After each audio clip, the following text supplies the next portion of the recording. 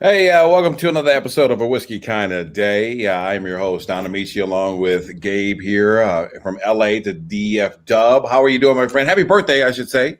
What up, man? Thank you. Thank you. It was a couple of days ago, but man, I am still celebrating, as should you, man. Happy birthday since the last time we talked. What's up? I feel older as you know what. I watched the VMAs this weekend, and I was like, I am officially old.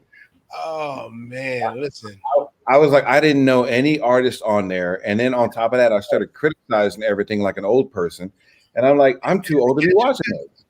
did you have to catch yourself? I had to first. I didn't know any of these young performers, and then on top of that, I'm like, I'm looking at they're patronizing to all the people. I'm like, I'm just too old to be. I It used is to love TV. a platform of personal expression on and off the stage. Everybody's trying to find their moment to create this buzz that's going to last throughout the year. It's less about the music and all about the marketing. I think at this point, I don't know. And it was so weird that they had the gay person bring out the gay person, the Latin person bring out the Latin person. It was very patronizing to me, and I was just like, Oh, but I keep forgetting. And then on top of that, you got these young artists who are remaking stuff that we grew up on, and I'm like, mhm. I like this chick named Big Lotto, which is a very beautiful young chick, but she remade Mariah Carey's Fantasy with. I think the song is originally called Big Dick Energy, but it's Big Energy for the clean version of the song. And it's to Mariah Carey's Fantasy. And I'm like, okay, that's cool, but it was cool the first time I heard it, not the second time.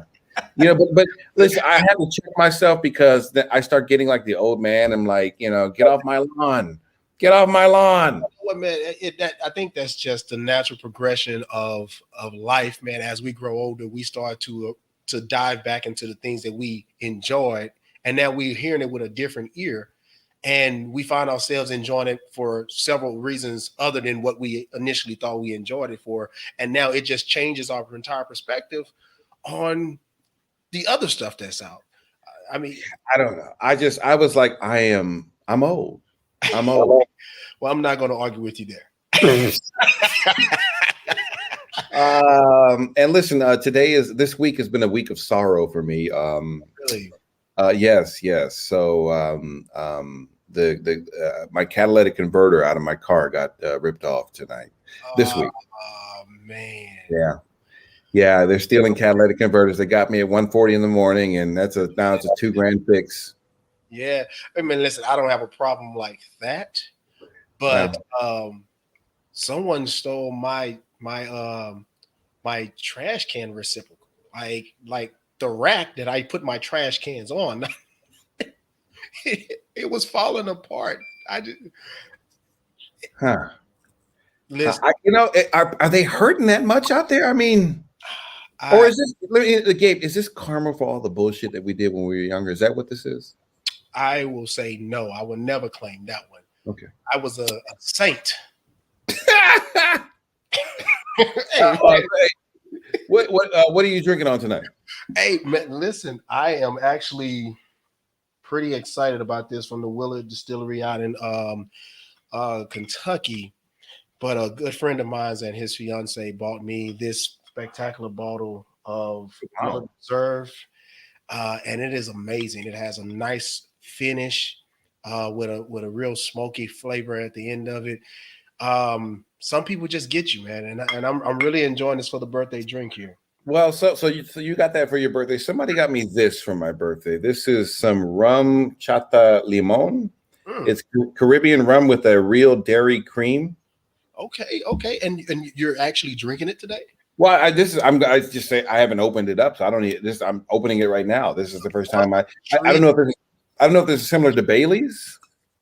on a whiskey kind of day, Don Amici is actually going to Oh wow, it is take. creamy. Let's see what this is. So it's a Extremely weird. I'm sorry, I ran out of water, so but this is Good for you. Hey, I take that. I take that. There's wow. some type It's of content in there to help you relax due to the fact you just was ripped off with your catalytic converter. So hopefully that'll let you ease your mind and allow you to relax for the rest of the day. Actually, pretty good, man. You know, I've been drinking a lot of Baileys lately. You know, just kind of chill out at the house. But this is very similar to it. It's a very Bailey-esque with a very hint of lime on it, which is interesting. Look at you, man. Y'all descriptive with it and everything. But hey, man, listen, let's get into this show. I am super excited about this show. I think this is the show that I've been waiting for quite a long time, and probably even since we first started this show as a whole, man. So we got a brother of mine. He's a businessman through and through, and in his industry, I think he's one of the best known but not known enough individuals, man. And so, well, you know what? I've seen his star rise, and not like he's been putting in the work for years. Star, huh? His IMDb star. Well, no, just his appearance on national TV, on TV shows, on comedy shows. Like, listen. When you introduced me to this individual, and I remember the first time he has a joke where he was on stage skipping, my favorite joke that he ever did. He did it years ago. I don't even know if he still does the damn joke, but I laughed out loud. One of the funniest people I've ever had a chance to meet. But I've seen his star rise over the years as he's been grinding on the comedy circuit, but also on the acting circuit and really kind of making it. And he's really he's getting to the point where national brands like 7-Eleven are starting to recognize him. You can book him on Cameo. He's on national tours like that. And he's becoming one of the funniest men, if he's not already one of the funniest premier comedians in the country right now. And we got to bring him in. His name is Tahir Moore. And I see he has his $. Can I cash app you with this Tahir Moore too? Is that what that's for? I mean, listen, if that's on from one of my other shows, the one with the homies. I mean, let me change that because I don't want to change. I don't want to mess up the statics of it. So let me go ahead and just I'll get with everybody else. There we go. I mean, but it's all the same. If you want to shoot me some money, people watching, by all means, don't let nothing stop you. Okay, don't let nothing stop you. Well, Tahir, I have been watching you. You have been on the grind for a number of years. I've been seeing you with Kev. I've been seeing you going back and forth with 7-Eleven. I've been seeing you on Instagram. I've been seeing you on dad jokes. I've been seeing you all over the place. And I'm just, I think both of us, I can speak for Gabe, we're both proud of you. Number one, to be friends with you, but also just proud of you to see how you have excelled over the past decade in the comedy world and also onto TV and just kind of making it, man. You are sitting there putting in work and it's really paying off, Hey man, I appreciate it. I definitely appreciate that. It like you said, it's just work, man. It's not making excuses for anything. It just putting my head down and keeping it to the ground and just keep moving. Well, not to the ground per se, but just focus on the tunnel vision and not necessarily one thing, but just my goals and what they are. So it's been coming along. I mean, one of the amazing things when I first met you, and I put this on a promotional flyer. How did you guys meet in LA or? We actually we met in LA. I was his trainer at CarMax. Yeah, man. And wait. Oh, you sold cars too? I've done it all. Say, man, listen, he literally has done it all, man. I've literally done it all, man.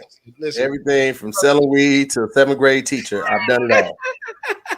He didn't even know me long enough to trust me with so much honesty. And this brother said, "Hey man, I'm gonna be honest with you, man. I'm just here to get the benefits, get my teeth fixed." It's like, I said I was gonna be there for 6 months. I was there 6 months. I left. I put my 2 weeks in, 5 months, 2 weeks in. I put that. I said, I don't even know what to do with that. Like, but you know what? That's too much honesty for me. I want you to succeed. So let's go on and train you up and let's go get this money. And we've been friends ever since, man.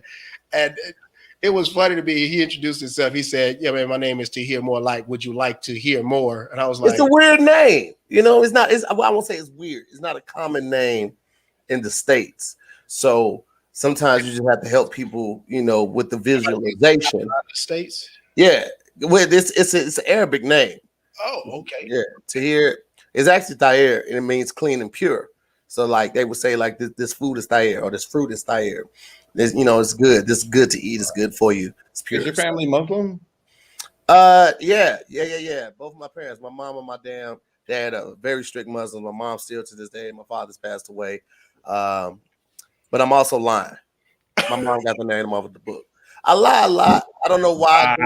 You had me, bro. I see the opening and I just go for it. I really think it's a sickness. I've been doing this my whole life. I was really like to explore that. I was like, wow. I know, man. I'm sorry. I have a habit of playing on people's naivete. I think it's naivete is what it is. But yeah, I tend to do that from time to time. So I apologize for that. Hey, well, listen, that sounded about as solid as I was going to get. But like, listen, you got the cup up. What are you drinking? I am drinking some Tullamore Dew. It's my whiskey of choice. Shout out to the homies over there at Tullamore Dew. They always look out for me. Send me a couple bottles of this every couple of months and a couple bottles of Hendrix. So yeah, they take care of me pretty good over there. That is what's up. They still ain't cut the check. For all these big brands that want to work with me and they've been getting these free shout outs, the price goes up. Tomorrow's price is not going to be the same. Not today's price. Yesterday's price is not today's price. Listen, all it 7-Eleven, Quick Trip. I see y'all going back and forth because I love the hot dogs from both. Somebody cut the check. That's what my loyalty going to be at. Hey, let me tell you something. Don't sleep on the 7-Eleven hot dogs. Okay. Don't sleep on the pizza. But we're not going to give them no more pub until they cut a check, man. Because 7-Eleven was reaching out to you on Twitter, right? They reached out to me a couple times. They used one of my videos and their promotional trainings that they had at one of their conferences. They've ate off of the promotion, so there is no more free promo, no more free press. Now they got to cut a check. We go splice that up right there, and we go shout that up to the hills right there, man. So let's talk about how you got into comedy, man. That's kind of a time out. Are you double fisting it? Yeah, man. I gotta hurry up because I got an early flight, so I gotta try to just get it in at the same time. So I'm gonna finish this, drink some water, and I'm gonna take an exception before I go to bed. Hey, real quick, where'd you get the hat from? Because I love that LA hat with the rose. I got this. You know what? Off of Instagram. It was one of those companies that was on Instagram. I saw it. I was like, click the link. I love it. I probably actually bought a couple things off of Instagram that were low key legit. So I knew I was gonna like it. I love it. I bought 2 of them. So when this one starts getting dingy, I'm gonna just swap it out. That's what you do. Yeah. That's me with the Air Force Ones. I buy 2 at a time. The Adidas 2 at a time. You know what I'm saying? So they always stay crisp. But Air Force Ones, bro, like mine because I really just travel in mine. Mine probably get about 7 wears out of them. That's 7 trips, and then I toss them. They've lasted to 7 thanks to the force fields that you put inside, so I don't get the crease on them. But before that, it was about 4 pairs, and I was taking them to the Goodwill. Well, I found this place over in Leimert Park, inside of this place called Soul Folks, and they clean shoes. So I actually took a pair just to see what would happen if I cleaned them. But the problem is that the clean fee was $40, and a brand new pair is like $60. But I'm gonna see what happens and what they do with them. I'm not gonna do it, Don. To take in effect that you are witnessing real LAism right now. This is happening in your face right now. I'll tell you something. I feel like when you get to a certain level, you got to look a certain way. Exactly. Come on now. Here's the thing. I came up, and a lot of people recognize me from the Roast Me show, even though I'm far detached from that at this point in my life. If they see me looking crusty with some curled up Air Force Ones, the first thing I'll do, boy, what's up with them busted ass shoes you got? I can't have that. So if I gotta just buy a pair of Forces every couple of weeks to maintain the travel attire, that's what I'm gonna do. It's just the cost of doing business, and they're relatively cheap. It's a business expense, baby. It's a business. All it is. Let me tell y'all something. For the people that are watching this was not shot in real time. Okay, it's 10 o'clock. It's past my bedtime. Okay, my wife is upset because I'm supposed to be in the hips right now. Push the hip digging a little bit so I could be on this show right now. Now I'm only in town 3-4 days a week. Okay, that means she's gonna get 1 or 2 of those nights. And thank you for I want everybody to know. Thank you. Hey, no, I ain't telling the shit tonight. Not before. After she get that, she's okay, but before try to talk to her before, she ain't gonna want to hear that. And it's gonna be some furniture moving because I took a Blue Chew. So if you know about the Blue Chews,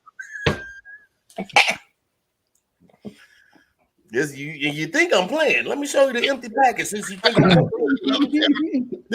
That's the empty. That's the empty pack. Oh, so you getting ready right now? Did you take that before you got on the show? Mm-hmm. I took it right before. I took a bath right before I got on because let me just tell y'all what the fuck going on. We got this new travel agent. All right, the new travel agent's been fucking up.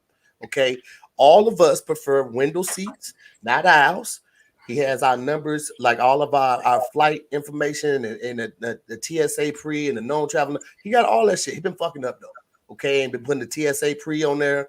We got to do it when we are at clear, and he had me on the goddamn aisle seat. And then on the return trip, he had me on the middle. So I had to email him, and I was upset. You know what I'm saying? Kind of snapped on the wife when she came in the bathroom, like, what are you doing? I'm like, first of all, you in my office. Okay. We didn't have a business. You know, her and the kid were running around shooting each other with guns. And so I had to decompress before I came to the show. I wanted to come with the right energy. So I took a bath, put some Epsom salt in there. I had a bath bomb. She brought me a glass of wine. I was watching the long version of Justice League. And then I poured up a glass of whiskey before I pulled up. So yeah, that's what we're doing. Farron's right here too. You want to say hi? Yeah, absolutely. Come and say hi. Come on. I don't know if she can with what she got on. I'm not even gonna hold. Oh. Nah. She got some Savage on. She got the Fenty Savage on right now, and I don't really know if she came on camera, y'all wouldn't be able to monetize this video. Okay. Well, let's get into this and talk about how did you get into comedy? You've been doing this for a very, very long time. You've been very successful at it. How did you get into it, and why did you want to get into it? All right. Well, first of all, Don, don't say it like I've been doing it for a long time. Like I'm old as you. Let's just. Wow. I heard you talking earlier about the VMAs, and I was like, I'm old. I've always had an old soul, but I'm not. I can remember going to comedy shows 10 years ago to see you. That's very true. So I've been doing it for at least 10 years. Okay, I've been doing it for at least 10 years. That's what we're gonna hang this up right at that. I took it a lot more serious when I moved out here to LA because coming from St. Louis, we have a couple people that are big from there, but we really don't see the type of trajectory like visually and regularly from our city. So there's somewhat of a glass ceiling there because there's a limited amount of opportunity, and there's more now, but it comes and goes. But for me, it was like just getting out of a comfort zone. I will always say that very rarely does excellence come from a place of comfortability. If you always got your family there to catch you when you fall or lean back on when shit get hard, you're not gonna go as hard. So I moved out here not knowing anybody, not having any family. I had enough money for 2 months rent. I didn't care where I worked. You know what I'm saying? So my first job, I was selling DirecTV through AT&T on Wilshire. And that was my very first job, man. And then after that, I started working with my boy Mike at this oil shop. It was a lube shop, rather. Wow, you really just picked up anything. Wow. I picked up anything. And then a couple months after that, I got picked back up for another tour. And I went back on tour with Truth. And I came back after that. And from that point, the tour, I was good for a minute. And then I went back home to manage a tax shop for my sister. She had opened another tax shop. And I was the manager of there. And while I was there, I went and looked up my old lady, found Farron, moved her back here a couple months later. And I needed a steady job. So I started working at Banana Republic. And there wasn't enough money. So I started working at Walgreens. It wasn't enough money. So I started both of those. I was working overnight at Walgreens. I filled out an application for CarMax, and I got hired there. And that's how I met Gabe. And I was doing CarMax, and I was doing start line MCing for Tough Mudder, the mud run obstacle course type thing.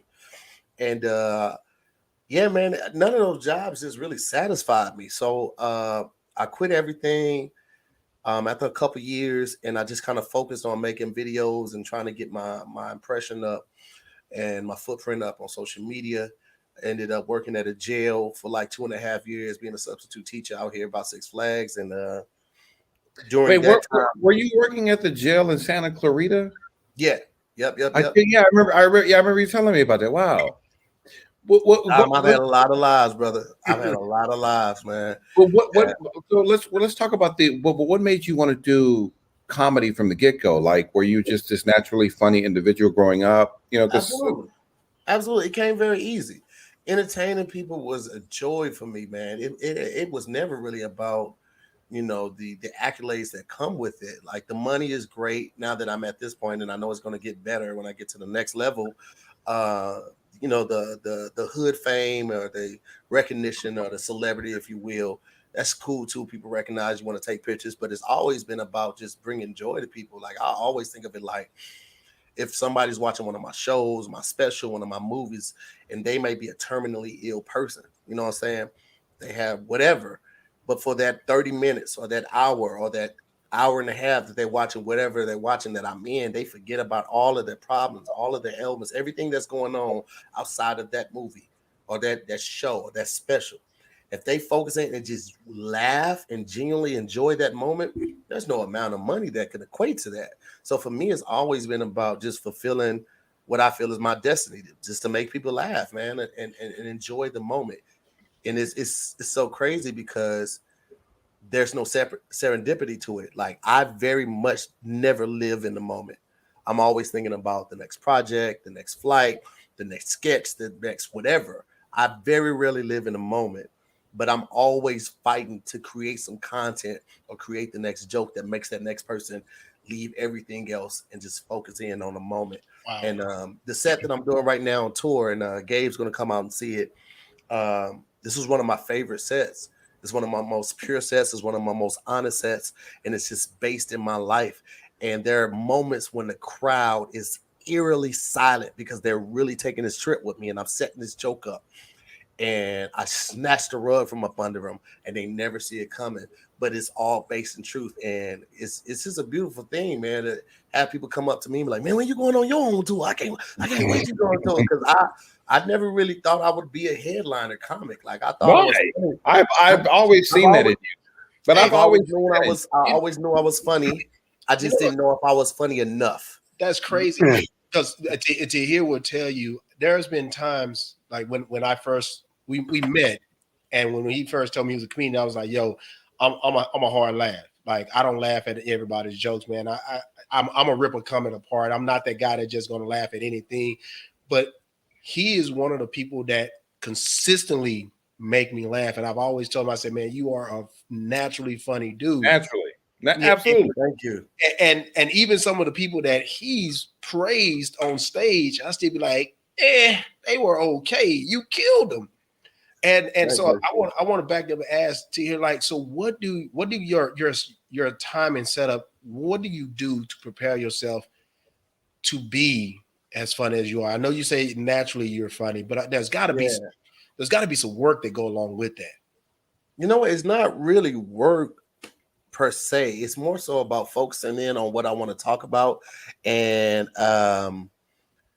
like this set really came together like maybe a month before the tour started, because I just wasn't feeling as inspired. I even, like, my homie Kev, he was doing this Keep Your Distance comedy show. We were streaming it on YouTube, and I bought it. I bought it. Man, shout out to the people that tuned in. I think one show we had like 15,000 people watching, and this is a show we were doing bi-weekly, and I did the show I think twice, and I think I did the last show too. And it's even on the last show, I still hadn't got what jokes I wanted to do, and we knew the tour was coming, but sometimes you just have to slow down, and really think about what matters and what I've really experienced. And like, I just didn't want to make any real quarantine jokes that weren't going to age well. Cause like, to get a great joke, you got to put some time into some repetition in it. And I didn't want to put all that time and repetition into something that might not be relevant 3-4 years from now. Right. These jokes that I'm doing right now, these are jokes I can do 10 years from now. It's about my daughter. It's about my wife. It's being locked down with somebody, not even like the scary part of the quarantine, just like being locked down with your family for 14, 15 months. And I know that I am a loner, and now I am like right here with them. And like, that's really what this set is about. So for me, it was really just about not overthinking it, slowing down, and being honest with the audience. It's like, wow. I love my daughter. I don't like her all the time, but nobody likes somebody all the time. That shit is just ridiculous. That'd be ridiculous. If I can circle back to how you got into comedy, and this is just for people watching who may be thinking about entering the comedy world, what was it that you did that when you that moment where you said, I've been making people laugh my whole life, I'm just naturally funny. What was it that you said, I'm going to start doing this professionally? Was there a moment like a stand-up night or a mic night? What was that? What was that one thing that pushed you over? Pulled up to the comedy club and arranged. I was like, niggas eating like that off of comedy? Wait, who pulled up? Chris Spencer pulled up to the comedy. Chris Spencer is a big bad bag. And I was like, nigga, oh wait, niggas eating like that? Because I mean, you gotta think about, like, you typically only see the wins of the big names, right? That there are a lot of people who've been touring for years. Like Tony Robbins, one of my favorite comics, funny as hell. You know, now he has a diehard fan base, and anytime he goes out, for the most part, he usually sells out. But you don't see him on the big screens like that. That's Louis C.K. is another one like that. Louis C.K. has a massive fan base, but he's not widely, massively known. Right, but paid. Paid. You know what I mean? Paid, and it's not just comedy; it's writing gigs. You know, it's showrunners, it's creators. There, you know, you could be the warm up for a show. There were so many more opportunities out here. It was like, I'd be foolish not to take advantage of that, and that's what I did. I just got serious about my craft because I knew. My mom, you know, I had one of those moms growing up. When people ask you what you want to be, you tell them a doctor. And I was like, cool, I did that until I was in middle school. And I was like, I don't want doctor. That shit seems dumb as hell. Like, I hate going to the doctor. I'm terrified of this nigga. And he's friendly as hell. And I'm still terrified of him. I don't want to invoke fear into kids every time they got to come see me. And all they have is a promise of a lollipop afterwards. Oh, that's and then you get older and you find out how much debt doctors have when they start that practice. I'm going in $250,000 in a hole. Oh, I ain't never gonna buy no house. So I just knew it wasn't for me, man. I wanted to do something that I felt like I could be happy doing every day that I was in it. And the moment that I'm no longer frightened or nervous on stage is the moment that I hang it up. Like, I feel like that means I don't care about it as much. You know what I'm saying? If I don't care how people perceive these jokes and take these jokes, that's not saying that I'm not confident in the funny of them. It's just like, if it's not relevant or I don't think it's relevant anymore, then it's time to hang it up. What was it like when you said, okay, you saw Chris Spencer, you're like, oh, wow, they're making some money in this industry. I know I'm funny, whatever. What was it like when you said, okay, I'm going to do this professionally, and you got on the stage for the first time? And Nobody cares. Here's the thing. A lot of people think comics make a lot of money. We don't. Okay. Right. Especially if you are in LA. You understand? Right. I have been paid $10 for 15-minute sets. I've been paid $20 for 15-minute sets. Wow. Paid 3 drinks for 15 minutes. Wow. Sets. I've been paid food plates. I've been paid love offerings. Wow. There are so many comics out here that these comedy clubs know they don't have to respect us. They don't have to pay us our worth.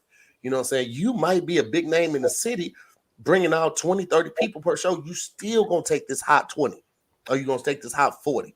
Ain't a lot of comics getting paid in LA, which is why a lot of comics tour, because there's not a lot of money in LA for comics. They just don't. They don't respect this us. Place to get seen. You get seen out here. That's pretty much it.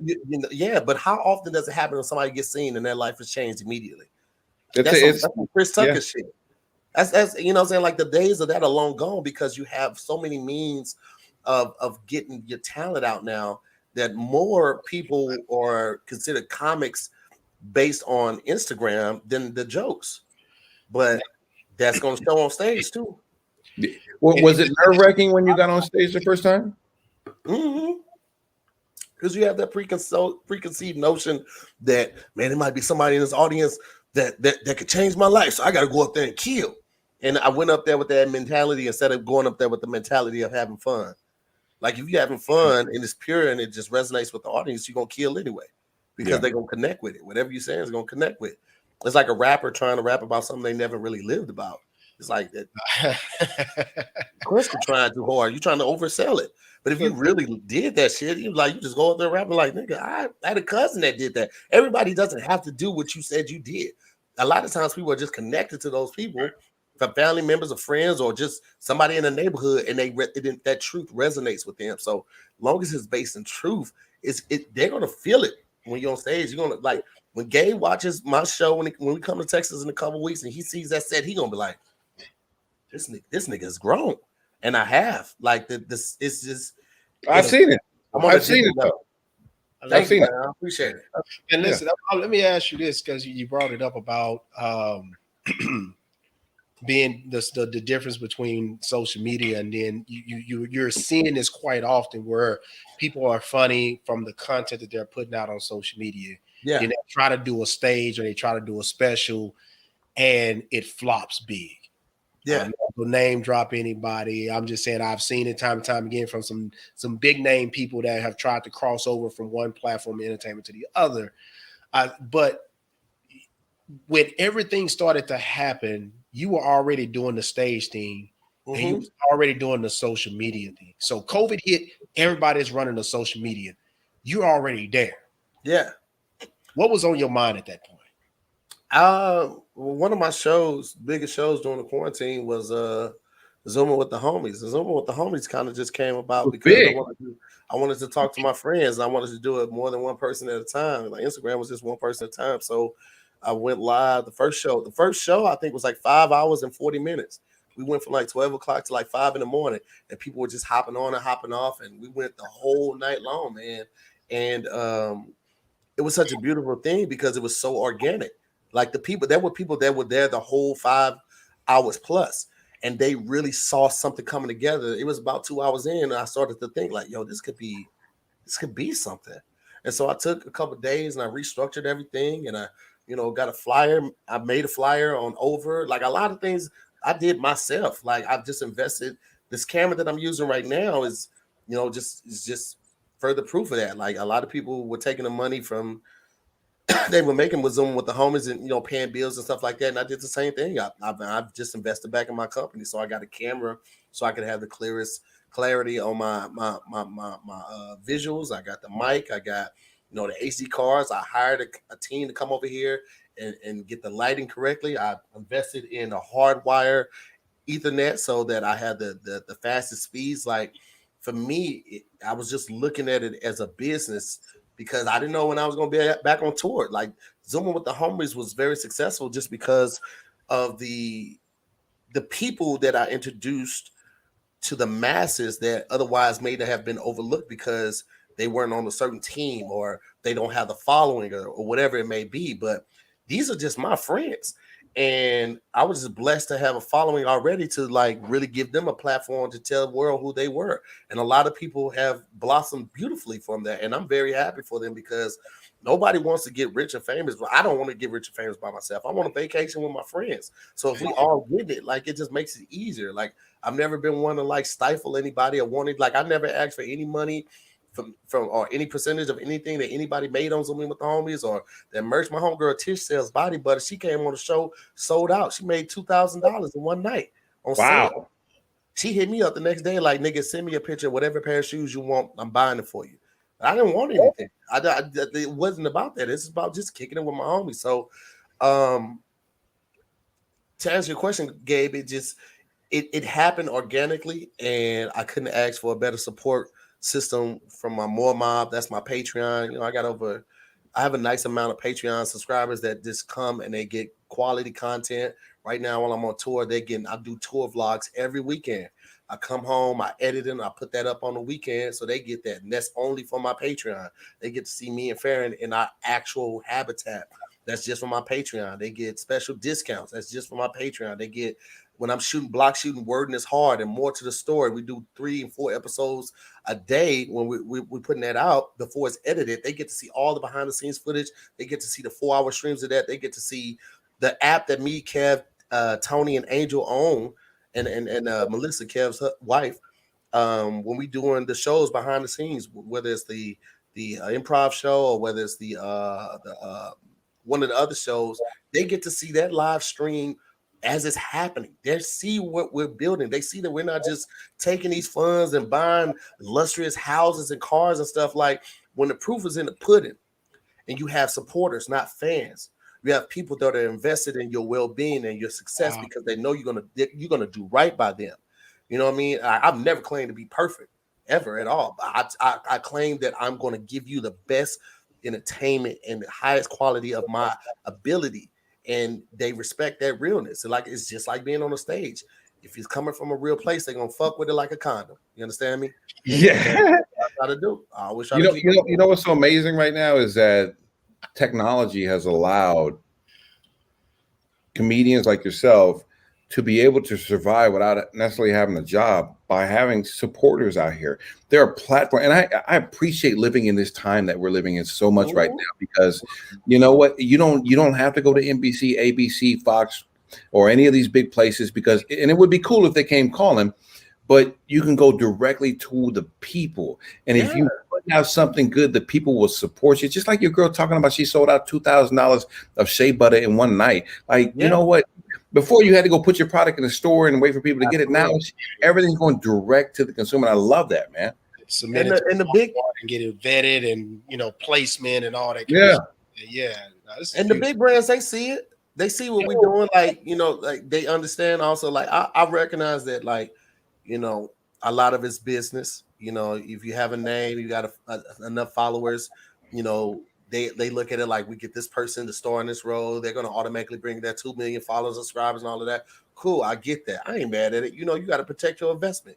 It always comes down to the bottom line, the ROI, what you're going to get back from this. Yeah. That's why we created our own app. Now you can't shut us out. It don't matter what audition I don't get. I have an app. We're on Apple TV. We're on Roku. We're on the Fire Stick. We're on everywhere.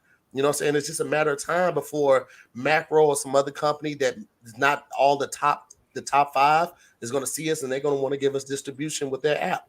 And like, I've already had somebody from ABC reach out about Working This Hard. You know what I'm saying? And when the right deal approaches, I'm gonna sell it. You know what I'm saying? So I don't feel the need to rush out. And I'm so thankful to be in the opportunity. I mean, in a position right now where money doesn't rule me. It never had. It never had. But like, sometimes when you start getting money, you start making too many purchases. Now you got to do whatever to keep that money coming in. Yeah. I'm good. We own all the cars. The only thing we paying for is the lease that the wife got. So you can't dangle a bag of money in front of me and make me abandon my quality, my integrity. And I got my supporters. So at the end of the day, you promised me $2 million. I've been making fine on what I'm making right now. So unless the deal is right, I'm good with that. I don't need it, because I know it's gonna come when it's supposed to come. So I hear you right. You said you're partners with Kev on Stage. You own a piece of the Kev on Stage platform, which I thought, first of all, I love Kev because he's an amazing, he's a clean comedian. All right. So I appreciate him for that. Not my type of comedy, but I respect and appreciate his hustle. I respect his lane of comedy that he's stuck in. Mm-hmm. I respect his entrepreneurship that he sit there and tried to sit there and do the whole quarantine comedy shows. I supported him on that, and this platform, which is an amazing thing. I'm proud to hear that you're an owner, that you own a piece of that. Yeah. It was another amazing thing that I was like, wow, Kev. I appreciate people like Kev, because he's like, you know what? Number one, he said this. I'm looking out for Black people. He hires predominantly Black casts, and he's doing his own thing at the end of the day. And that right there, like, I cannot be more proud of anybody who associates themselves with Kev and works with Kev and all the comedians out there. Listen, man, Kev, since the days of All Def, when he was the department lead on All Def, he's always said, I just wanted to make dope content with my friends. He said that when I met him 60+ years ago. And that's when we talked about the app and launching the app, he called me. He was like, hey, listen, I can pay you for every project that you do. And I also want to say that Kev pays promptly. You understand me? We finish our shows on Saturday or Sunday night. I send my invoice that night. He pays me that night. Okay. Which is very rare in this business. Absolutely. Down or nothing like that. My payment is immediately. And he factors in the offset for PayPal, because they're going to take their little money. He factors in all of that, so I still get my rate for every show. So Kev is one of the most humble, hardworking, and honest guys in this business. You won't find too many like him. And that's why, like, I will always go hard for him. You won't ever talk bad about him or any of my friends. I'm like that with I'm very protective of my friends. Ain't nobody you can talk bad about that I call my friend in front of me and think it's gonna be okay with me. It ain't gonna be no thing like me going back to them and be like, yo, this person said that. No, my nigga. You ain't finna talk like that in front of my homie. I mean, about me in front of me about my homie and think it's okay. If you got a problem with him, you need to take it to him. But if you think you're gonna talk about him in front of me, that's a problem on its own because I'm not that type of friend. So I'll stop all of that shit at the gate because I've never met somebody as selfless as Kev.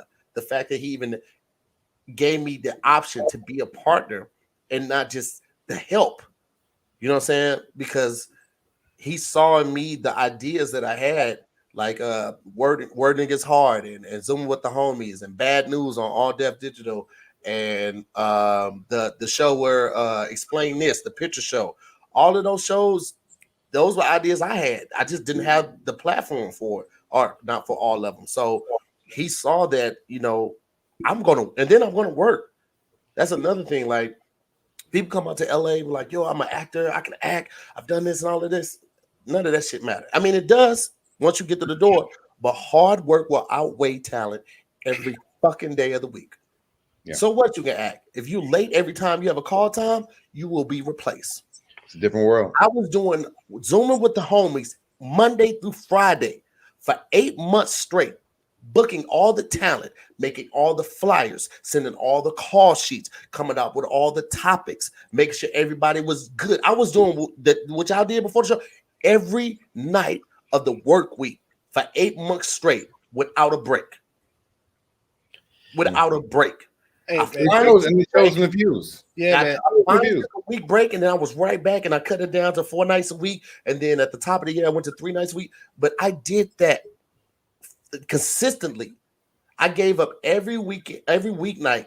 My family didn't see me from 7 to 9 for damn near a year to make sure that I established my brand and I would remain consistent and make sure that people had quality entertainment. You know what, man? That's one of the beautiful things about what you just said, and one of the things I really appreciate about you is you're not one of those people that hold on to truth.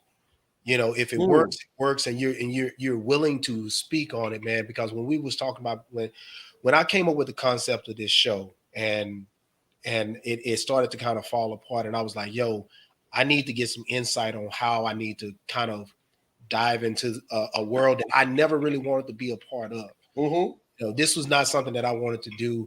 I was an actor. I was a musician.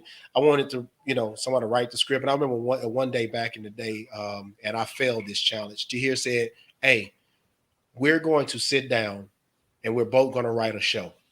He said, this weekend, I'm going to write a show. You go write a show. He said, Monday, we go come together. We go read the show off to each other. We go critique it. And we go from there, and we go keep doing that until something pop. I never called him back because I got like first page and I like went blank. But I understood where he was going with that, man. And then when I called him about this show, man, he ran it down to me. He was like, man, you need to do this. You need to do this. You need to think about this. You need to do this, man. You need to look at it from this angle. You need to do this and that. And man, if I have to say, if it wasn't for you, I could not have bounce the ideas off of Dunn to even come up with this concept as a show. I had an idea, but I didn't have a show, man. And I feel like we've actually over the past 15 episodes, and the reason why I said this is probably the show I've been anticipating, because when I first asked you about your advice and your opinions about this show, and you gave it to me so willingly, I said, man, when I build this show up to a point where we have a fan base, we have a following, and people willing to listen, I want them to hear your story, your energy, and why entrepreneurs need to understand, even in entertaining, you have to be consistent. You have to be genuine. You have to be true to your craft. And you have to give it everything you got every time you get up to present yourself. You can't have it. And that's something that I've learned from you by watching you, brother. And I admire you immensely because it shows in everything you do, even like you said, you know, with what you're doing with Kev, but everything that you've done up into that. I asked you about the social media stuff because I've sat back. I laugh because literally, I just made 21 years on social media.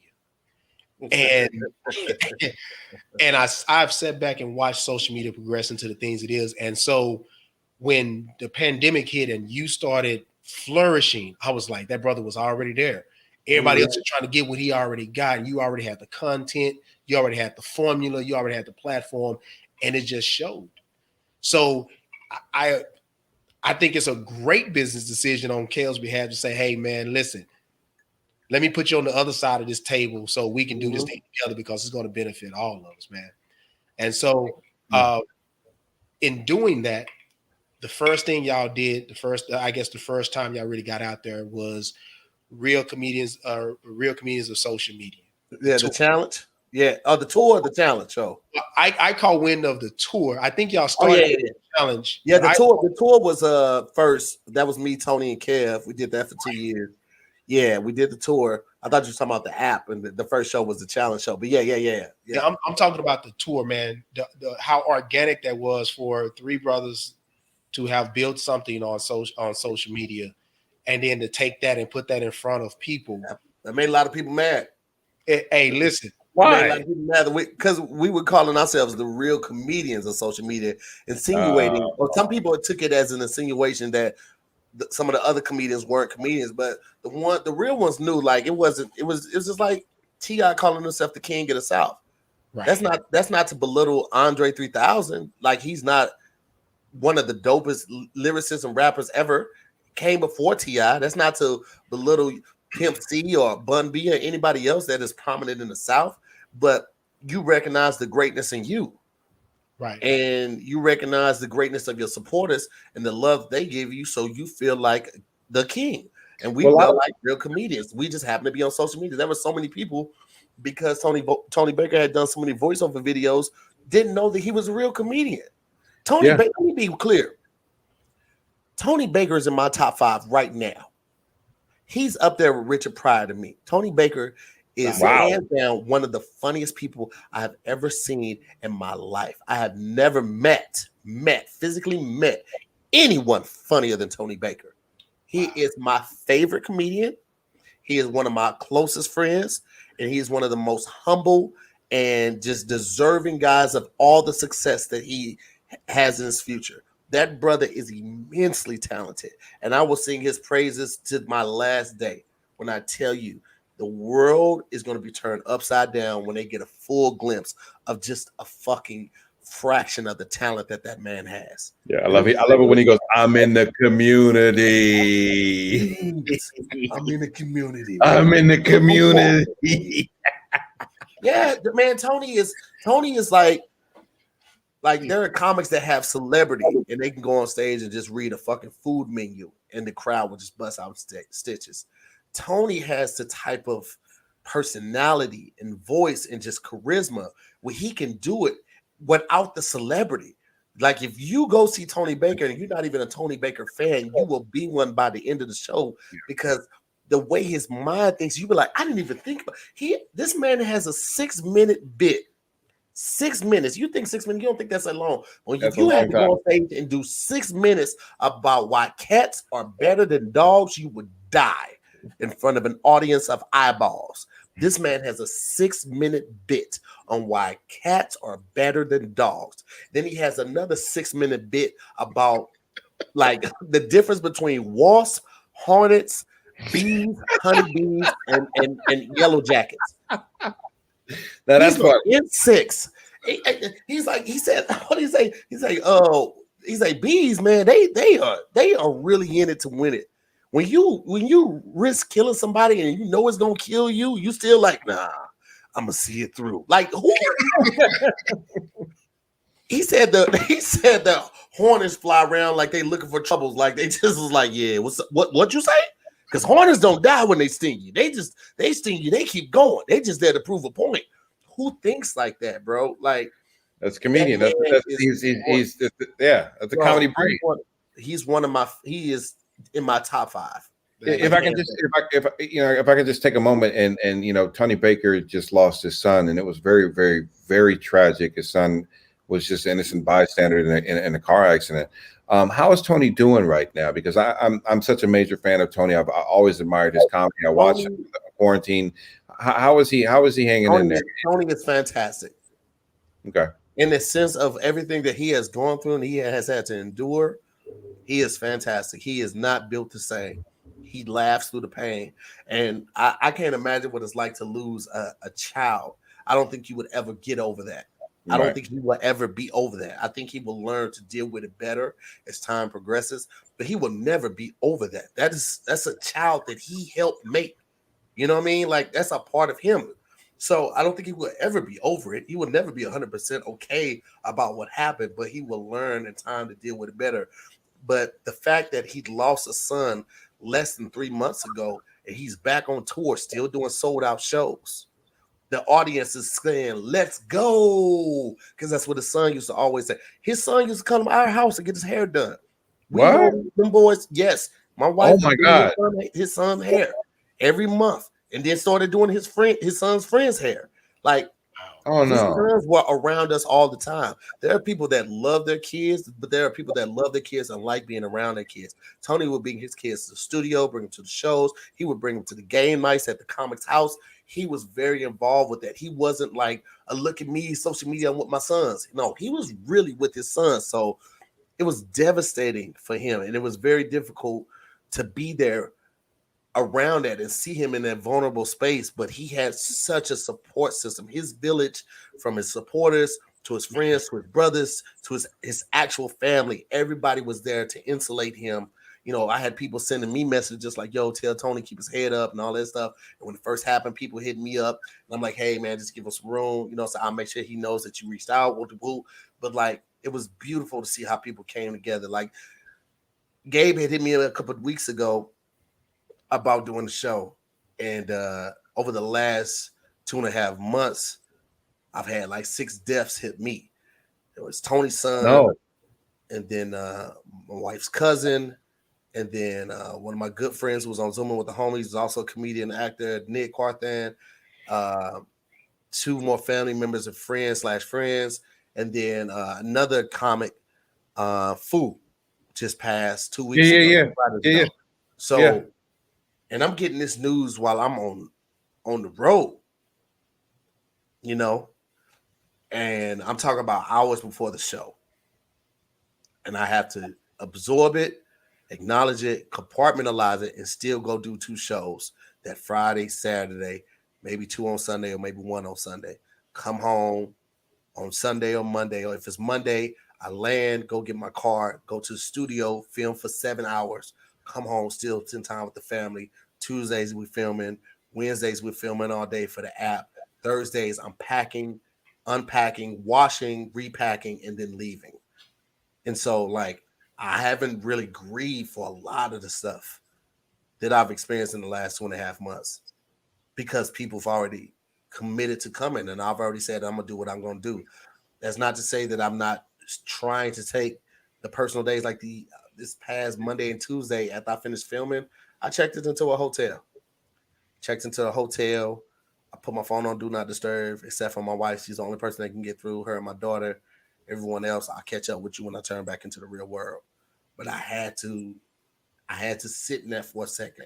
I had to take some time to check back in and really face everything that I had been setting to the side and compartmentalizing, because you will go crazy or you will become one of those people that uses alcohol or other things as a crutch to deal with the madness. Like, people don't think about the fact that comics, we get the same stuff that y'all get. We get the bad news, you know, we get COVID, we get the scares, we get all of that stuff, and we still have to go out there and for 30 minutes to make everybody laugh. Man, 2 times a night. And then afterwards, people want to take pictures while they're buying shirts, and I still have to be upbeat. Because it's that first time meeting you, you don't want them to think that you're a dick. Yeah.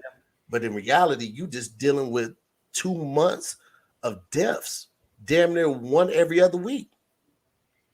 And that's the reality of it. Like, that's where the consistency comes into place. The professionalism steps in front of my personal feelings and make sure I get the job done because that's what I signed up for. That's one of the things I wanted to talk to you about. The first time many years ago, Tahir was going through, man, and he talked about how he would check out. He would go to a hotel, he would shut everything off, shut everything down. And the first time he told me that, I said, man, that's kind of selfish. I mean, you check out on your wife, you just check out. You can't be that emotional person in space with her. And then it was actually one of the tour nights where you came to Dallas on Real Comedians, and Tahir flew in and he said, hey man, let's meet up for lunch. And so we meet up for lunch downtown Dallas, go to the spaghetti factory, man. And we're sitting in there. And I was like, bruh, I said, you look whooped. He was like, man, he said, I just need a moment just be a person, just be out of the way, man. I was like, but you got your show coming up tonight. He was like, yeah, man, I gotta just get away, just be normal for a second. And it started to click with me, man. And I think that, and then some of the other things, and I told Tahir about this, it's like the Robin Williams situation where he's this person that's always making people laugh, always making people smile, going that extra mile to be that full force of energy and delight, yet all while he's suffering inside, and eventually he committed suicide. Mm-hmm. And we tend to view comedians and comics more harshly when they're not that ball of energy, that ball of delight, that person that's ready to, crack a joke whenever you think is befitting. And Tia, you made me realize that there's a lot of weight on being a comic, and I'm gonna say a successful one, because when you're successful, people have more expectations for you to be comedic and timing and witty and you're on all the time. Yeah. And that was the phrase that you gave me. You said, man, sometimes I got to turn it off, man, because I'm always on. Mm-hmm. Man, and that made so much more sense to me now. And I'm glad you said that, because I think more people need to understand that even in just regular everyday life and business, sometimes you got to understand you got to turn it off. Just nothing else, for your sanity. Man, I give 100% on that stage. I give 100% on the videos, give 100% on the content we produce for the app. I come home and I've given 100% all day. I got nothing for them. That's not fair to them, because they're my tribe. They're my support system for real, for real. So they see the side that when the camera goes off, they see everything like that. So they deserve just as much as everybody else getting, but we get comfortable with our family. So we give them the bottom of the barrel. So wow. if taking a day or two in a hotel to not talk and recharge gives me that energy I need to make sure I'm giving them just as much as I give the world, then that's what the fuck I'm gonna do. That shit ain't enough for conversation. It ain't enough for negotiations. When I first started doing it, Farron didn't understand it. She gave pushback to it. She didn't get it. I was like, listen, I need this to be the best me I can be for you. If I'm giving them all the best of me and I'm giving you shit, we ain't gonna work, because you're not gonna feel what you felt in the beginning when I first asked you to be with me for life. You're not gonna feel that, because I didn't gave it all to them, and that's not fair to you. And I'm not gonna do that. So I'm gonna take these couple of days. I'm gonna recharge. I'm gonna come back, and I'm gonna be the man that you said I do to at that altar. But without these days, I can't be that man, because for me to do that, I have to completely unplug. I don't want to talk. Sometimes when I check into just these hotels, I go hours without talking, just so I can address everything my mind is running over, address all the fears, the lack of confidence, all of that type of stuff, put it to bed, and then sleep, really rest hard. And then I come home, recharge, and I can give them 100%, which they deserve. You're not the first person I've heard this from. This comes from a lot of creative types, to where they're on so much their energy is drained and they need time from everybody just to recharge. And it's silence and it's quietness. It's I don't need the phone, I don't need the email, I don't need the girlfriend, I don't need the boyfriend. If it's a woman, I don't need anything. I need silence and I need alone time just so I can get my mind right, because it's so hard.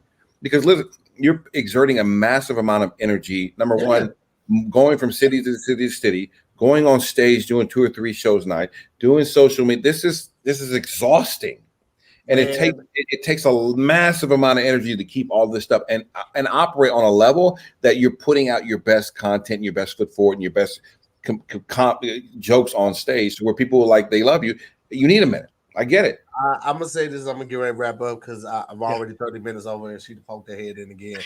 We begin. I turn up forensic files. I turn the air down to 67. I sit at a table or a desk, whatever the suite has, and I make playlists. Winnie the Pooh style, just a t-shirt and some boxes, and that is a beautiful day for me. So and she literally just texted me like, hold on, let me see what she said in this text. Hurry up. She said, "You still on Gabe's show?" The blue chips, the blue chew. So the blue chip ready. If I stand up right now, I knock the camera down. Don't want that at all. The camera's knocking the fuck down. Look, we love you, but not that much, okay? All right. I don't want you to get demonetized. You understand? No, I gotta go, man. Thank y'all so much for having me on the show. I would love to come back. Steve, man, tell the people one more time the show that's coming to Dallas, where you're gonna be, this weekend. Give us that lineup. I'm gonna be in Denver, Colorado this weekend. The Improv out there, I think. I honestly don't know. There's so many shows, guys. We've been on tour since May, and we're gonna be on tour to the 3rd. Instagram or Twitter, like where can we go find your itinerary? Everything is on. Everything is at Tahir Moore. Everything. Yeah, that's my Instagram. That's my Twitter. My TikTok. My Facebook. You can find me on. As they got it scrolling right now, you can go on Cameo at Tahir Moore and get a shout out for your people or whatever. My merchandise, all of that is on there. If you want to book me, please do not email me. People find my personal email, I will block you for life. Do you understand me? I have my manager's contact information in my Instagram. Please hit my manager up because he knows what I am and I'm not going to do. You're trying to book me for your Meemaw's 85th birthday. You don't want me there, first of all. Second of all, if you really want me there, you have to pay. Okay, and when I tell you the price, and I'm gonna lose you as a supporter for life because you're like, oh, this nigga Hollywood. You gotta understand, I'm coming to your city for one night to do 45 minutes of comedy for one group. You gotta pay for that, and you're gonna have to pay for my flight, and you're gonna have to pay for my hotel. And I'm gonna be honest with you, I only stay in suites, so you're not gonna want to pay that price.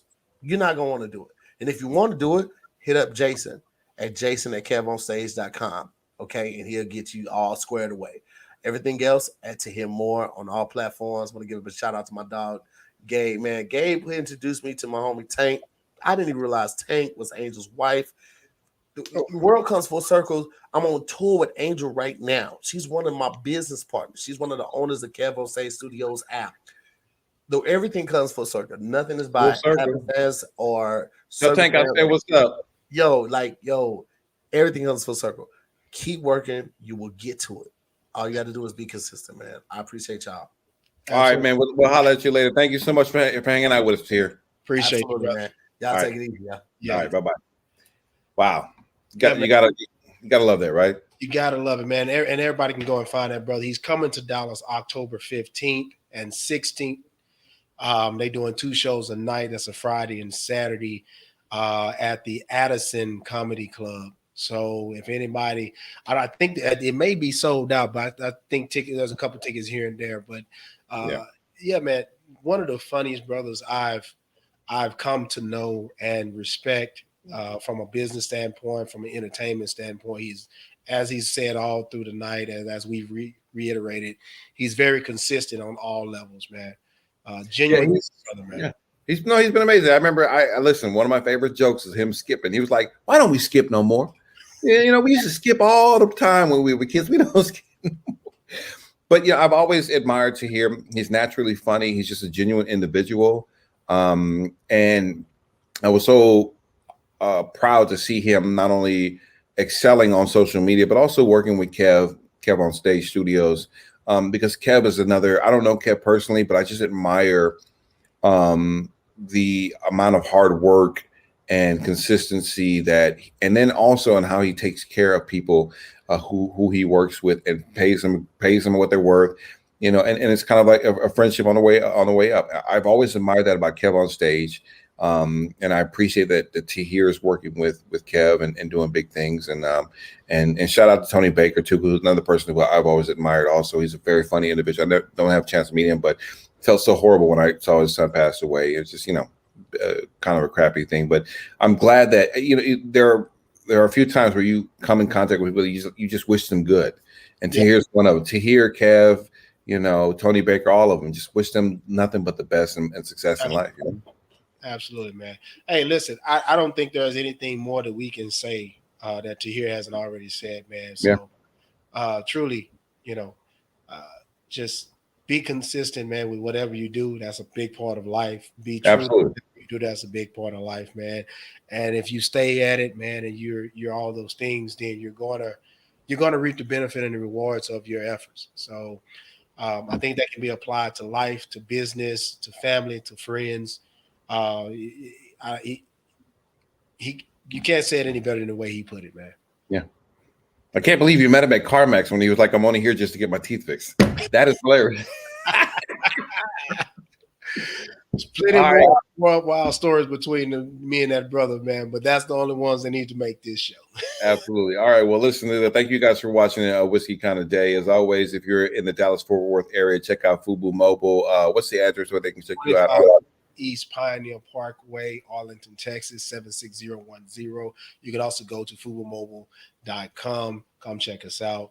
And we got a lot of big things coming, so I'm not going to talk about it now. But next show, man, I should have a whole lot of great news stories to tell about things coming down the pipeline. All right, man. Love you, brother. Be safe out there. Kiss the baby and tell the wifey I said hi, and I'll catch you on the next show. Absolutely, brother. Take care.